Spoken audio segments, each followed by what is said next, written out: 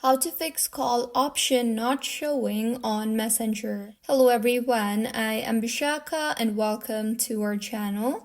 Now let's get right into the tutorial. Firstly, go ahead and launch the settings application on your device.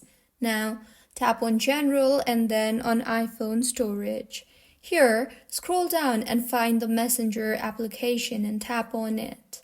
Now, tap on the offload app option and offload the app and reinstall the app again, as doing this will clear the cache in the application. Doing this will also free up storage used by the app and will further fix the bugs in the app. And if your issue is still not fixed, in settings again, scroll down and find the Messenger option and tap on that.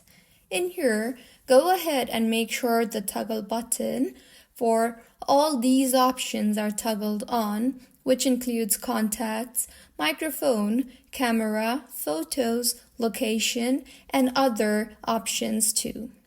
Now, tap on notifications and make sure the toggle button for allow notifications is toggled on. Also, refresh the button for background app refresh by toggling on and then toggling off the toggle button.